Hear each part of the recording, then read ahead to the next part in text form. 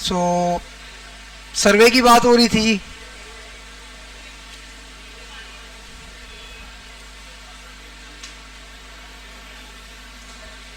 I'm going to downloads and some important attributes of data.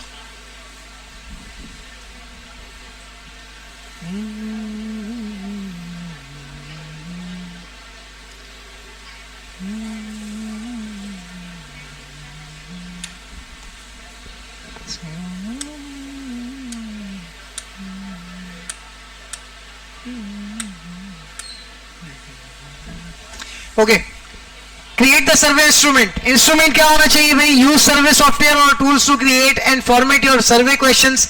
Ensure that it's user friendly and easy to understand. जो भी तरीकेकार आप सर्वे के लिए अपनाएंगे, जो भी इंस्ट्रूमेंट आप उसमें अपनाने जाएंगे, कोई भी टूल जो आपके सर्वे में काम आने वाला है, that should be concise and easy to use. ठीक है, आगे पायलट टेस्ट. पायलट टेस्ट क्या होता है? Before launching your survey test it will a small group to identify and any issue or ambiguities in the questions. Basically मैंने जो सर्वे तैयार किया है अभी बच्चों को फ्री लैपटॉप बांटने का कोचिंग के अंदर, उस सर्वे को सबसे पहले मैं अप्लाई करना चाहता हूं मेरी क्लास के ऊपर. और मेरी क्लास के बच्चों को मैंने इस बारे में डायरेक्शंस की हैं कि इसमें देखो अगर कोई गलती है तो मुझे बताओ, ताकि मैं उस गलती को दुरुस्त करूं. उसके बाद इस डेटा को हम आगे अपनी आवाम के ऊपर अप्लाई करें. सो ये पायलट टेस्ट कहलाएगा, जो कि डेटा आप जो है अपने किसी स्मॉल ग्रुप से स्क्रूटनी करवा रहे होंगे उसकी, जब आप एम्बिग्यूटीज के लिए. सो वो कहलाएगा पायलट टेस्ट. ठीक है, उसके बाद आगे बढ़ते हैं. Distribute the survey. Share your survey with your target audience.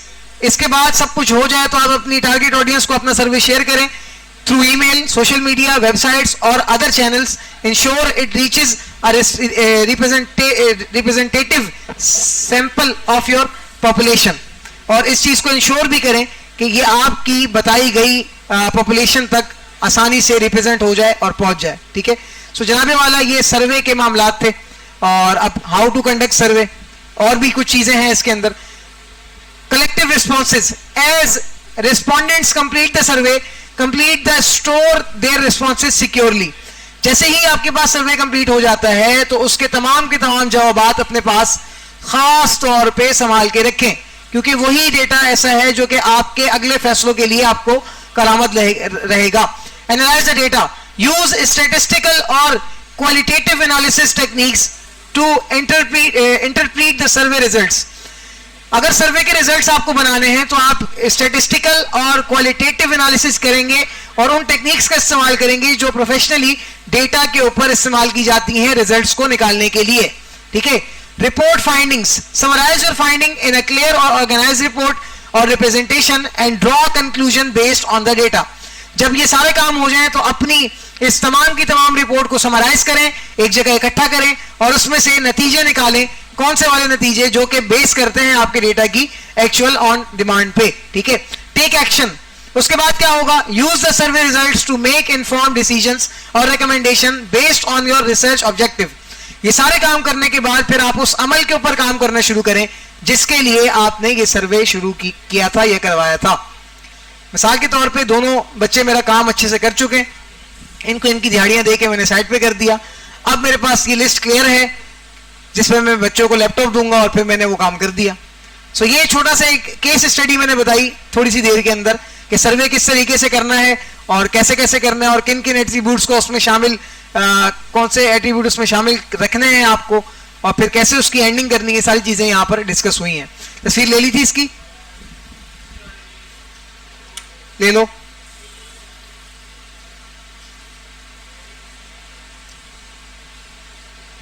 Allah Akbar.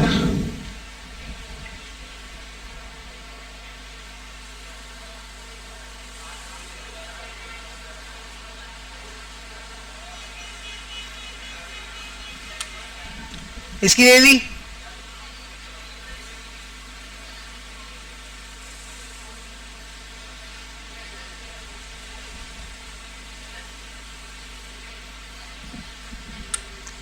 Okay, what is probability?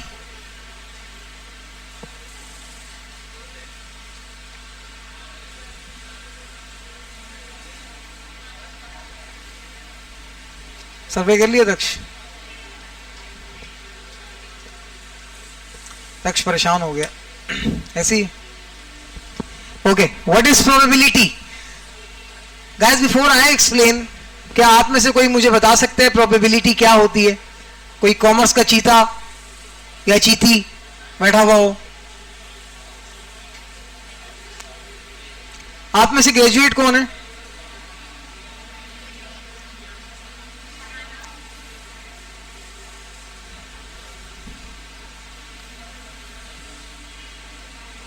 Maryam Naseem, Shahana Shamim, Itza Saeed, वो तो चली गई, वरीशा शाहिद, अक्सा खान और अलिशबा। नहीं, आप नहीं है, मजाक कर रहा हूं। चलो ठीक है, कोई बात नहीं। Probability is a fundamental concept in mathematics and statistics that quantifies uncertainty or likelihood of events occurring. क्या समझ आती है इससे बेसिकली कि मैथमेटिक्स का और स्टैटिस्टिक्स का एक ऐसा कॉन्सेप्ट है जो अनसर्टेनिटी और लाइकहुड इवेंट्स अकरिंग करने, अनसर्टेनिटी को बयान करता है इवेंट्स के दरमियान। अनसर्टेनिटी क्या होती है? जब कहीं पे हालात एक जैसे नहीं रहते, स्टेबलाइजेशन नहीं होती जहां पर, तो वहां पर मतलब क्या पाई जा रही है? अनसर्टेनिटी पाई जाती है। अब पाकिस्तानी मईशत के अंदर क्या पाई जाती है? अनसर्टेनिटी। अभी तक 1973 से लेकर 1971-72 के दरमियान मईशत थोड़ी स्टेबल हो गई थी, फिर 73 से अब तक दोबारा देखा जाए सो इस मईशत के अंदर अनसर्टेनिटी वाला फैक्टर बहुत ज्यादा है। ठीक है, सो इट्स मीन पाकिस्तान के अंदर प्रोबेबिलिटी का जो कॉन्सेप्ट है वो बड़े स्ट्रॉन्ग तरीके से आप इकोनॉमिक्स के जरिए से सीख सकते हैं। ठीक है, it provides a framework for making prediction and decision. ये एक ऐसा पाथ और एक ऐसा फ्रेमवर्क प्रोवाइड करता है जो कि आपको मदद करेगा प्रेडिक्शंस। प्रेडिक्शन क्या होती है? क्या? हाँ, जो पहले से बता देते हैं उसको क्या बोलते हैं? पेशन गोई। तो ये प्रेडिक्शन को पेशन गोई कहा जा रहा है। एंड डिसीजंस, आपकी पेशन गोइयां और आपके फैसले, ये बताने में कामयाबी होती है किससे? प्रोबेबिलिटी से। इन अनसर्टेन सिचुएशन, उस सिचुएशन के अंदर जो अनसर्टेन है, स्टेबलाइज नहीं है, आप तुक्के लगाते हैं बेसिकली उसके अंदर अपने कि भाई अगर तो ये इतना है स्कोर अभी और पाकिस्तान आखिरी ओवर तक इतने स्कोर कर जाता है, अगर सो फिर ऐसे हो सकता है, फिर ऐसे हो सकता है। सो जो सारे तुक्के लग रहे होते हैं बेसिकली ये प्रोबेबिलिटी वाले मामलात के अंदर आते हैं। In probability theory, events are typically represented as subsets of a sample space and their probabilities are measured on a scale from 0 impossible to 1 certain. Key principles include the addition and multiplication rules, Bayes theorem, and the concepts of random variable and probability distributions. Probability is widely applied in various fields such as science, finance, engineering, and everyday decision making to access risks, analyze data, and make informed choices.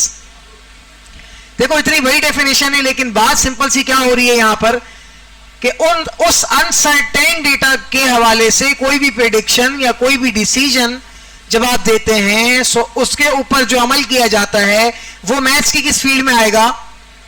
Probability की field में। किसकी? अब जिस तरह एक सवाल मैं आप सबसे कर देता हूं कि भाई गाइस मुझे बताओ कि नेक्स्ट वीक के बाद आप सब में से कितने बच्चे मॉड्यूल 2 में जा सकेंगे, ये कितने बच्चे मॉड्यूल 2 में बैठेंगे, ये कितने बच्चे मॉड्यूल 1 के टेस्ट को क्लियर करके आगे क्वालिफाई करेंगे? सो यकीन करेंगे एक अनसर्टेन सिचुएशन है, ना आपको पता है ना मुझे पता है।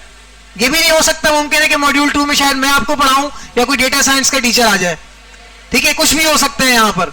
सो जो अनसर्टेन सिचुएशन है उसके अंदर कोई भी प्रेडिक्शन, जिस तरह मैं प्रेडिक्शन करता हूं सिचुएशन के अंदर कि यार इंशाल्लाह जो है बॉयज में से सारे ही अगले वाले मॉड्यूल में चले जाएंगे, शायद गर्ल्स में भी चली जाएंगी इंशाल्लाह सारी। सो ये मेरी प्रेडिक्शन है। और डिसीजन में भी इस तरीके से बता दूं कि हो सकता है कि कोई 10 बच्चे फ्रॉम बॉयज एंड गर्ल्स वो अगले उसमें ना जा पाए, ये डिसीजन बता रहा हूं। सो अनसर्टेनिटी वाले आलम में जितनी भी प्रेडिक्शंस या डिसीजंस आप सर्टेन करते हैं, गेन करते हैं और उसको शो करते हैं डेटा के अंदर, वो जिस फील्ड में आता है उसको कहते हैं प्रोबेबिलिटी। अब समझ आया प्रोबेबिलिटी क्या होता है? ये मुझे भी नहीं समझ आ रहा था, मैंने भी बड़ी मुश्किलों से सीख लिया है। आगे बढ़ते हैं। What is statistics? तमाम डेटा को जो आपके पास आया हुआ है, इस वक्त गिवन है, और उस डेटा के ऊपर आपको उस वक्त के और उससे पिछले वाले तमाम के तमाम सालों के बिहेवियर्स को नोट करना है कि कब से लेके, मिसाल के तौर पे बीएमजे कब स्टार्ट हुआ और आज जो तारीख है, आज की तारीख तक बीएमजे की अर्ली सालाना सूरत हाल कैसी जा रही है। सो ये सारे चीज, ये स्टैट्स जब मैं पहले से from day 1 to day last check करता हूं, सो ये आते हैं इस फील्ड में जिसको कहते हैं स्टैटिस्टिक्स। स्टैटिस्टिक्स के अंदर बेसिकली शुरू से लेकर आखिर तक एक डेटा या फिर कंटिन्यूस डेटा की बिना पर आप उसके तमाम पिछले और नए ट्रेंड्स को चेक करते हैं, जिसको स्टैटिस्टिक्स कहा जाता है। ठीक है, अब देख लेते हैं मैथमेटिक्स की जबान में क्या होता है। आवाज आ रही है पीछे से। Statistics is a branch of mathematics and a powerful tool for collecting, organizing, analyzing, interpreting and presenting data. It plays a crucial role in various fields such as science, economics, social sciences and more. Statistics help us make informed decisions, identify trends and draw meaningful conclusions from data. जो बात मैंने की थी कि trends को देखने के काम आता है, आइडेंटिफाई करने के काम आता है कि शुरू में अगर ये कंपनी स्टार्ट हुई थी तो इसकी कितनी सेल्स थी, दरमियान में कितनी सेल्स हुई, अब कितनी सेल्स चल रही हैं, और इन तीनों एरियाज को अगर हम गैदर करते हैं, सो इन तीनों के बिहाफ में हम अगली प्रेडिक्शन क्या करें कि फ्यूचर में हमें कैसी सेल्स मिलने वाली हैं। सो ये सारे के सारे काम स्टैटिस्टिक्स के ही जरिए से किए जाते हैं। की concept include data type, measures of central tendency, mean, median, mode, variability, range variance, standard deviation, probability, sampling method, hypothesis testing and data visualization techniques like graphs and charts. इसकी सूरत में statistics को mention किया जाता है। It's essential for researchers, business and policy makers to understand statistics to make advice based choices and draw accurate conclusions from data. ये किस किस को काम आता है भाई? रिसर्चर्स को, जो रिसर्च करते हैं, ठीक है, आमतौर पे वो साइंटिस्ट भी हो सकते हैं, बिजनेसमैन, ठीक है, उनको अपने पुराने चलने वाले और फ्यूचर में आने वाले मामलात के लिए स्टैटिस्टिक्स का इस्तेमाल करना पड़ता है ताकि वो अच्छी पॉलिसीज बना सकें। और फिर पॉलिसी मेकर्स जो पॉलिसियां बनाते हैं, बेसिकली वो किसी भी सतह के लिए बना रहे हो, चाहे वो कॉशिंग के लिए बनाएं या हुकूमत के लिए बनाएं, वो सारी की सारी पॉलिसी मेकर्स जो हैं वो भी स्टैटिस्टिक्स और प्रोबेबिलिटी का अच्छा खासा यूज करते हैं to understand statistics to make evidence based choices and draw accurate conclusion from data. ठीक है गाइस, इसकी तस्वीर नहीं ली तो ले लें, इससे पिछले वाले की भी नहीं ली तो भी ले लें। ले ली, इसकी ले ली, प्रोबेबिलिटी की, इसकी। What is range? आखिरी चीज की बात करता हूं, उसके बाद एक ब्रेक है छोटा सा। Range can have different meanings depending on the context. Here are couple of common definitions. किसी भी कॉन्टेक्स्ट के अंदर रेंज को डिफाइन किया जा सकता है, अलबत्ता हम जो टारगेट कर रहे हैं वो मैथमेटिक्स का है। ठीक है, in mathematics the range refers to the set of all possible values that a function or relation can output. It's the collection of all the dependent variable values in a function based on the independent variable values. ठीक है, यानी कि range refers to the set of all possible values. जितनी भी, मिसाल के तौर पे हम एक इक्वेशन उठाते हैं और उस एक इक्वेशन के अंदर from first digit to last digit या from first variable to last variable जितना भी कलेक्टिव डेटा होगा जो कि हमारे पास सेट कहलाएगा डेटा का, पॉसिबल वैल्यूज कहलाएंगी, वो तमाम की तमाम आती है मैथमेटिकल रेंज के अंदर। ठीक है, in the context of distance of measurement, range can refer to the extent और distance between two points, often indicating the span और distance covered. In other words, physical तरीके में यह भी कहा जा सकता है from one point to another point, जो फासला है बेसिकली उसको भी रेंज कहते हैं। ठीक है, तो ये फिजिकली कहता है। What are central values? Central values क्या होती हैं? Mean, median, mode. पढ़ा है? हाँ बता दो क्या होता है? मीन क्या होता है? मीडियन क्या होता है? मोड क्या होता है?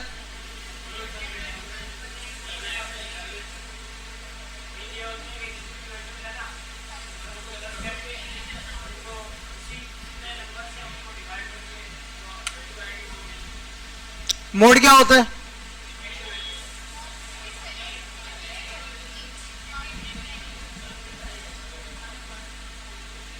मोड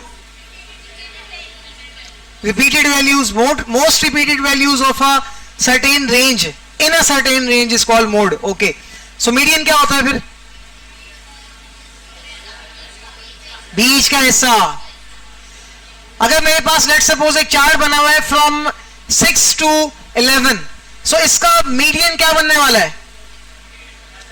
6 to 11 एक चार्ट है छोटा सा जिसके अंदर 6 से लेके 11 तक के डिजिट्स दिखे हुए हैं, so इसमें मीडियन क्या बनेगा? शाबाश, दरमियानी वैल्यू है। 8.5 तो नहीं बनने से रही।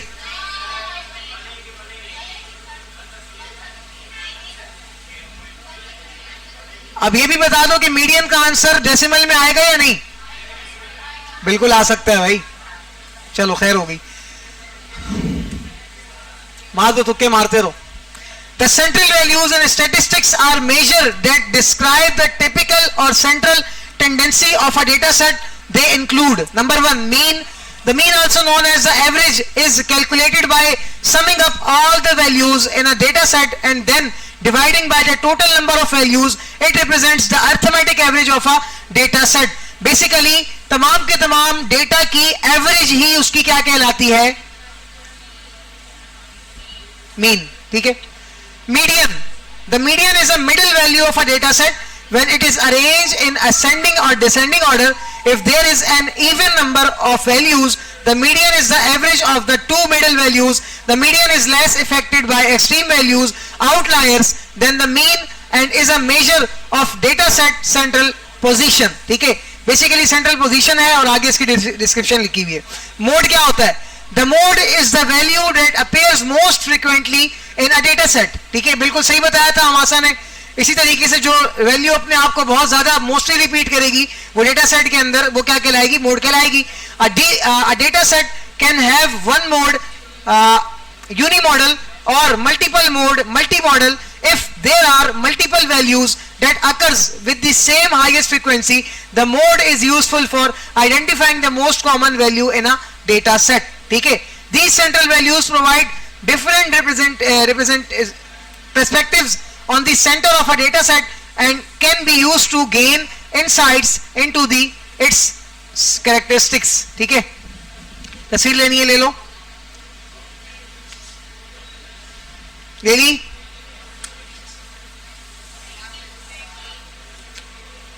अब से एग्जैक्टली 5 मिनट का एक ब्रेक है, उसके बाद वापस आ जाइएगा।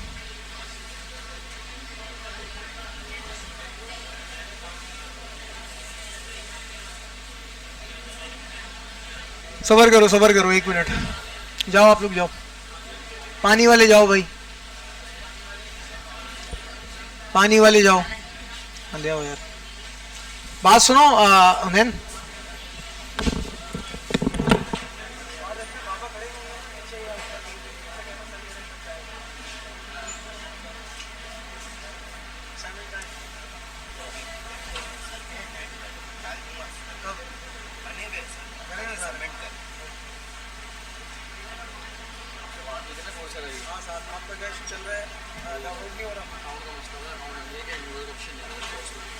जिस अकाउंट से लॉगिन किया था वो अकाउंट याद है? की बात है, पीछे आप के बाद वो अकाउंट याद नहीं, क्या कर सकते हैं? कौन सा वाला कितना पड़ेगा? मैंने यहाँ पे बनाया था, वो जीमेल में भेजा था, वापस नहीं भेजा, अभी भी भेजा। यहाँ से जिस आईडी से जीमेल भेजा था वो आईडी यहाँ पे अवेलेबल है? जिस जीमेल से भेजा था वो आईडी अवेलेबल है। ठीक है, मुझे एक काम करो, वो आईडी दिखा दो और उसके अंदर जो भेजा था मेरी नहीं, किसी और की लगी हुई थी, जिसकी भी है मुझे बस वो दिखा दो जिससे भेजा था, मैं देख लूँ। अगर आपने भेजा हुआ है तो मैं आपको नंबर भेजूँ, या उसकी एक मोबाइल से तस्वीर लेके वो मोबाइल की तस्वीर मुझे भेजना। यार नवीन आपका एक रह गया कुछ आपका एक रह गया, मैं देख के ना मैं आपको बता दूँ। लैपटॉप में देखा वो सारे कंप्यूटर वहाँ नीचे पड़े।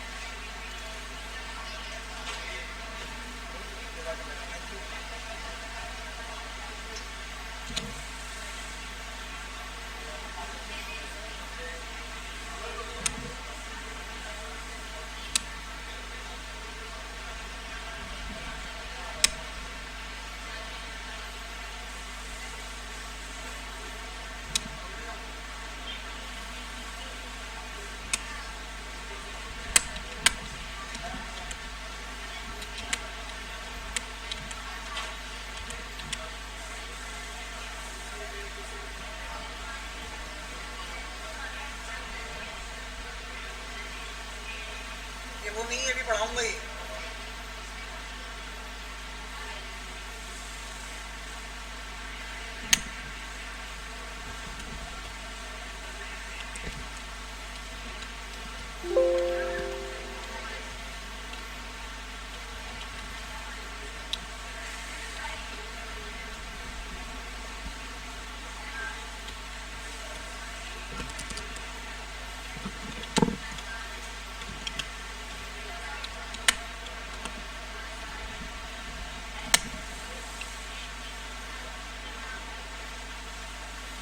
नहीं चल रहा, इसके अंदर नहीं चलता, नहीं चलता होता है।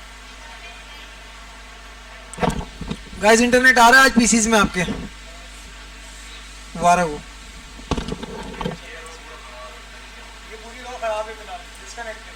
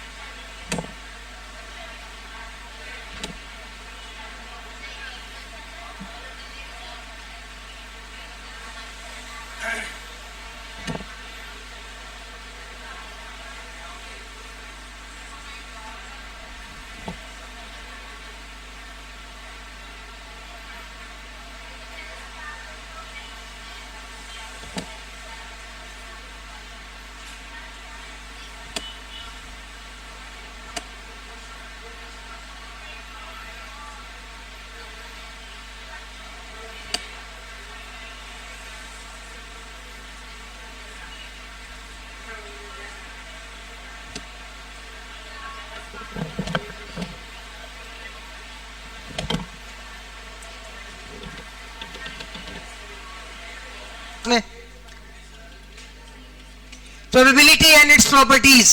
जस्ट प्रोबेबिलिटी की बात की गई थी थोड़ी देर पहले कि प्रोबेबिलिटी क्या चीज होती है, कौन सा एलिमेंट, प्रोबेबिलिटी क्या होता है, थोड़ी देर पहले मैंने एक्सप्लेन किया था ब्रेक से पहले। स्टैटिस्टिक्स को के बारे में भी बताया था। प्रोबेबिलिटी क्या होती है? इनएक्यूरेट सिनारियोज में अगले ऐसे बता दो, आधा तो मैंने बता दिया। इनएक्यूरेट डेटा जब आपके पास हो तो उस पर की जाने वाली प्रेडिक्शन, डिसीजन, ये प्रोबेबिलिटी में आती है। ये रिजल्ट देंगे आप लोग। नहीं समझ आया था? किस किस को समझ नहीं आया प्रोबेबिलिटी?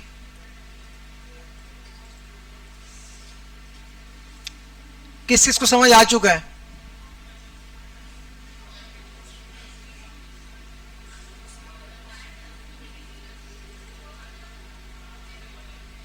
हफीज समझ आ गई थी, अफान आपको नहीं समझ आई, क्यों?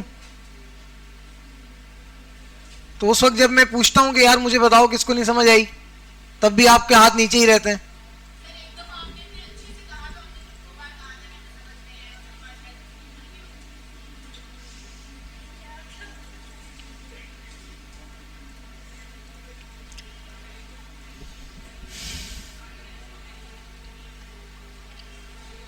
दोबारा समझो फिर। Probability is a measure of likelihood or chance that an event will occur.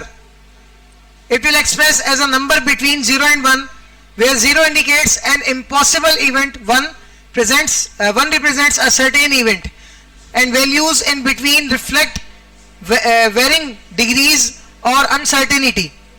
Uncertainty के दौरान जहां आपको ये नहीं पता कि आपके डेटा के ट्रेंड्स किस तरफ को मूव करेंगे या किस तरफ से मूव करते हुए आ रहे थे और आप उनके ऊपर क्या डिसीजन या क्या प्रेडिक्शंस करेंगे, सो वो तमाम की तमाम कैलकुलेशन प्रोबेबिलिटी के फैक्टर के अंदर आएगी। ठीक है, या आप भी नहीं समझ आई? नहीं समझ आई?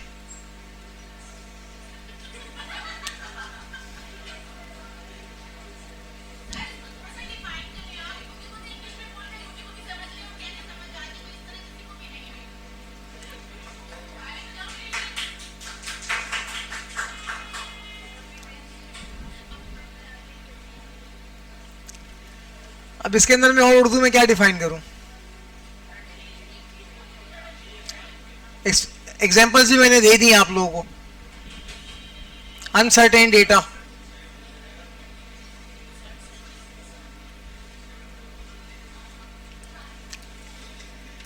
probability theory is widely used in mathematics, statistics and various fields to analyze and predict uncertain outcomes from or events such as in gambling. Gambling का पता है क्या होती है? चलो एग्जांपल दे रहा हूं फिर। Gambling क्या होती है? GAMBLING, जुआ, सट्टा। आप लगाते होते हैं अक्सर? हाँ लगाते हैं सब में, मुझे पता है, झूठ नहीं बोलो। तो जब भी आप लोग बेट लगाते होते हैं, किसी के साथ भी शर्त लगाते होते हैं, उसको सट्टा जुआ ही कहते हैं। उसमें बेसिकली अनसर्टेन सिचुएशन है। आपके हक में फैसला आ भी सकता है और आपके हक में फैसला नहीं भी आ सकता। तो अब देखो एक अनसर्टेनिटी की फिजा कायम हो गई ना यहाँ पर, और उसी की बुनियाद पे आप आगे अपनी प्रेडिक्शंस कर रहे हैं। क्या अगर मैं जुए में लगे हुए 10,000 रुपए जीत गया तो मैं रात को यहां जाऊंगा खाना खाने, और अगर मैं जुए में लगे हुए 10,000 रुपए हार गया तो हो सकता है खाना खाने वो चला जाए। तो ठीक है, तो ये तमाम की तमाम जो अभी तो एक छोटी सी ये एग्जांपल थी ना, इसी एग्जांपल को वाइडली रेंज में अगर बिहाफ पे अगर डिफाइन किया जाए, सो उसमें जितनी भी पढ़ाई की जाएगी, उसमें जितने भी स्टैटिस्टिक्स को नोट किया जाएगा, उस पर काम किया जाएगा, वो सारे के सारे प्रोबेबिलिटी के अंदर आते हैं। आप समझ आई? हाँ, अनसर्टेन सिचुएशन जहां पे हो और वहां पे कोई भी प्रिडिक्शन या कोई भी डिसीजन काबिल कबूल ना हो इन फ्यूचर के लिए, और वहां पे उसके ऊपर जो वर्किंग आप कर रहे हो वो प्रोबेबिलिटी के उसके अंदर आती है। आमतौर पे प्रोबेबिलिटी आप और मेरे जैसा बंदा नहीं कर सकता, ये हर वो बंदा करेगा जो कि बिल्कुल माहिर होगा। माहिर से मुराद सियासतदान हो सकता है जिसने सियासत में एक अरसा गुजारा हो। ठीक है, हमारे सियासतदानों की बात नहीं कर रहा, मुल्क के बैरूनी सियासतदानों की जिन्होंने पढ़ लिख के सियासत में हिस्सा लिया है। ठीक है, माशियातदान, इकोनॉमिस्ट जिसको कहते हैं, वो अगर बेसिकली देखा जाए तो खास तौर पे प्रोबेबिलिटी और स्टैटिस्टिक्स की रेंज बनाई ही नहीं के लिए गई है, यही खास तौर पे इस पे काम करते हैं। ठीक है, क्योंकि इनके पास ह्यूज अमाउंट ऑफ डेटा होता है जिनको इन्होंने एक्सेस करना होता है। And various field to analyze, predict uncertain outcomes or events such as in gambling, statistics and risk assessment. Risk assessment का मतलब है कि कहीं पे आपको रिस्क लेना है और उससे पहले आप उस पे काम करना चाहते हैं, उसमें भी प्रोबेबिलिटी आपके पास काम में आएगी। It help us make informed decisions when dealing with uncertainty. ये हमें तब मदद फराहम करेगी जब हमें अनसर्टेन सिचुएशन के डेटा वाले काम को अंजाम देना होगा। ठीक है, जब भी हमें नहीं पता कि हमारे पास ये जो अदाद शुमार है, ये जो डेटा है, ये एक्यूरेट है या फिर अनएक्यूरेट है, सो अनएक्यूरेसी के चक्कर में हम किसकी तरफ चले जाएंगे? प्रोबेबिलिटी की तरफ जाएंगे। एक्यूरेट डेटा को हम नॉर्मली ट्रीट करेंगे जिस तरह हम डेटा के साथ काम करते हैं। बेसिक काउंटिंग कॉन्सेप्ट्स इन प्रोबेबिलिटी। प्रोबेबिलिटी के अंदर जो बेसिक काउंटिंग कॉन्सेप्ट्स हैं वो कौन कौन से हैं उसके बारे में बात करेंगे।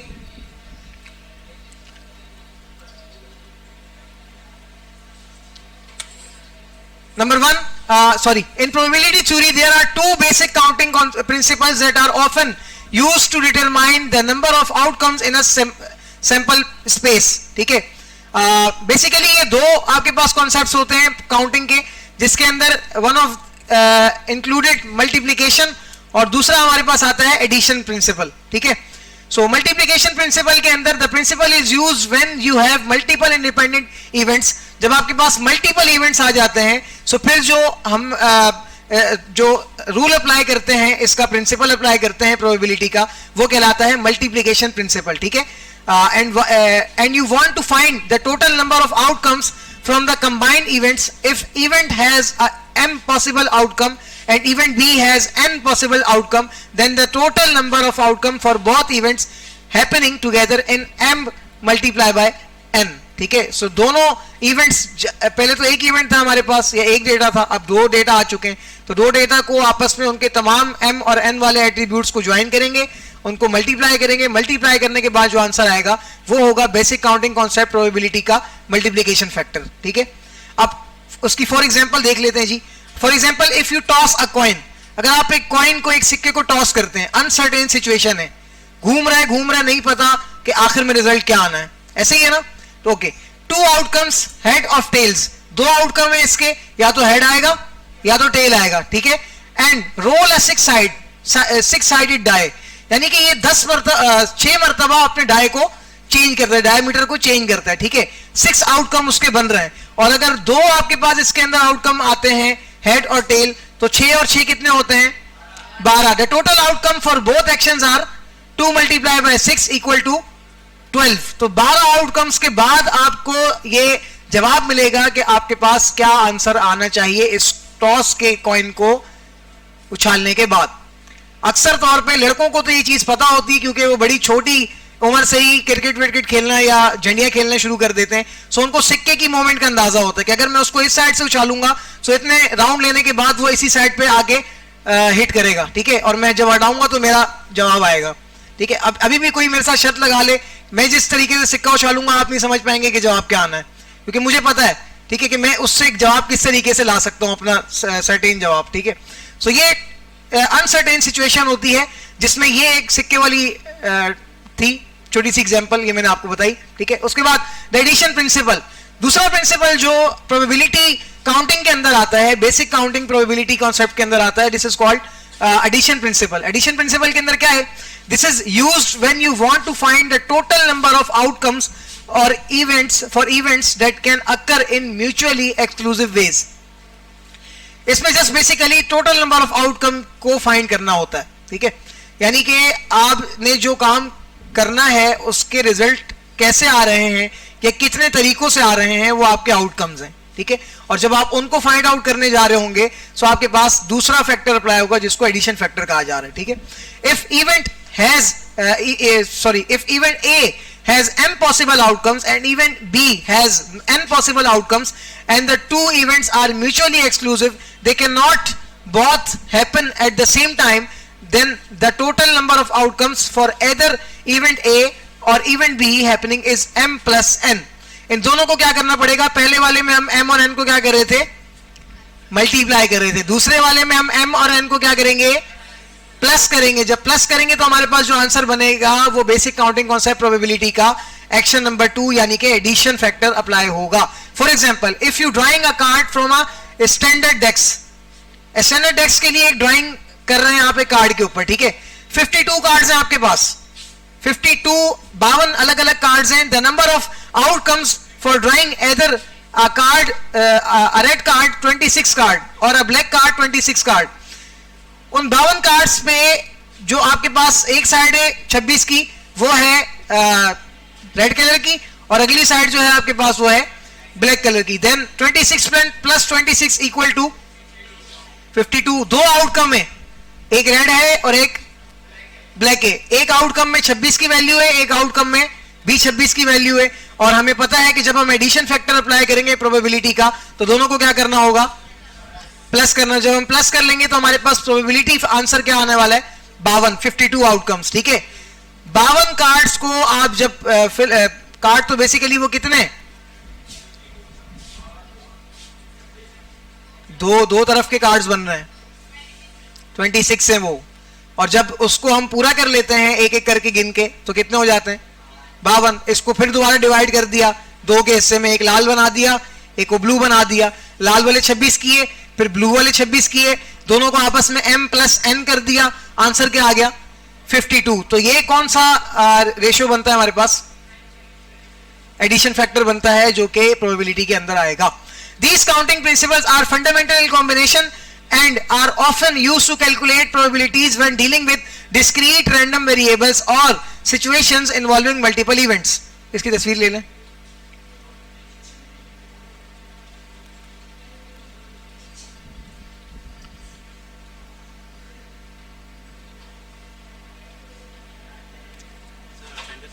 जी